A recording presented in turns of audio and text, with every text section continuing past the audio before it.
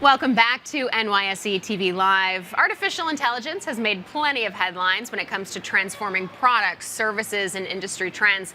However, one organization, NxtWaves, says these developments overshadow the need for leaders to foster a readiness to embrace AI within their businesses. In fact, NxtWave recently published a white paper offering executives and companies a structured approach to navigate the AI adoption curve. Joining me to discuss that is Michele Evans. She's founder and CEO at NxtWaves.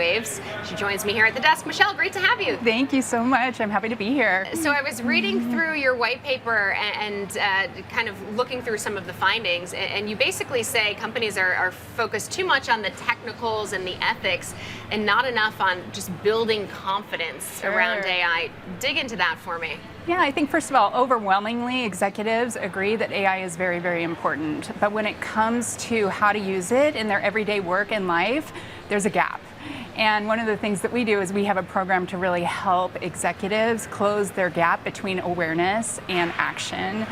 And one of the things that I like to say is you don't have to be the expert when it comes to AI, you have to be the example. And so CEOs that I work with, what I encourage them to do is really use the technology every day to talk about then their learnings, what's working, what's not working, and then to really focus on change management strategies that help normalize the learning experience for their employees.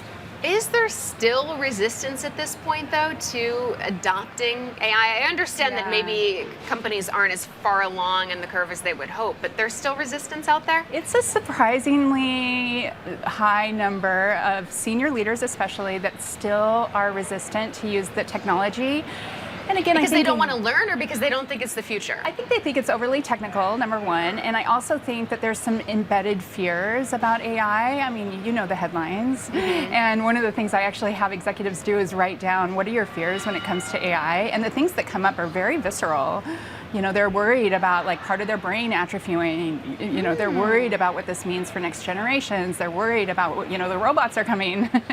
And so once they kind of write that down and they look at it, it's like, oh, well, of course, if I have these kind of fears, I'm going to naturally resist. And I need to be aware of that, and I need to lean in and understand the importance of using this technology. What's the expectation in terms of how many jobs AI is going to replace? You know, there's lots of studies out there that are saying, hey, there's going to be net new growth when it comes to AI jobs. We don't know what these jobs are going to be just yet.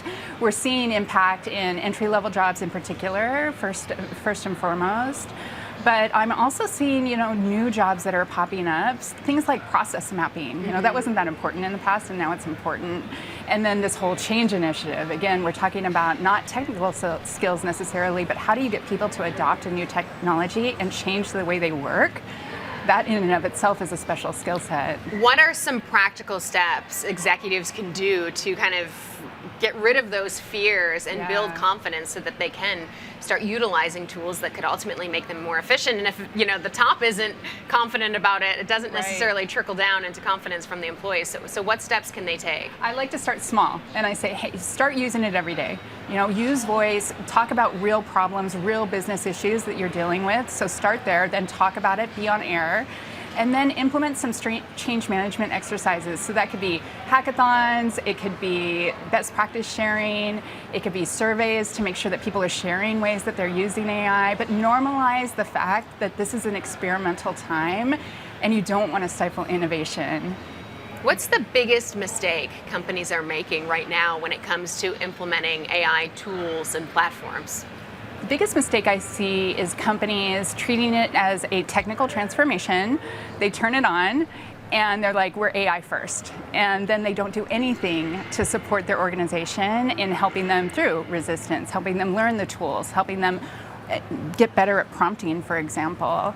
And those organizations are the ones that I see are struggling with adoption and rollout. Their employees are usually a bit afraid, you know, of, am I going to use this right? Is this going to impact my performance?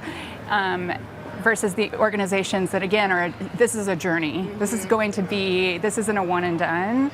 We're going to have to ongoingly work on our AI adoption together, and they create that psychological safety for employees that makes them feel like empowered to learn. Where would you say most companies are on that AI adoption curve right now? I work with a lot of companies in a lot of different industries, and it's surprising to me how many are still in an early phase of AI adoption. And again, I'm talking mainly to CEOs, mainly to executives, and a lot of them are still barely using the tools. They might talk about technology advancements they're using in their products, but when it comes to using it within their organization and readying their people, they're very much in like early stages. Wow, really interesting. That's actually surprising to me. I wish we could dig in more. We're actually out of time. Michele, thank you so much for sharing your insights. Really appreciate that. That's Michele Evans, founder and CEO of NxtWaves.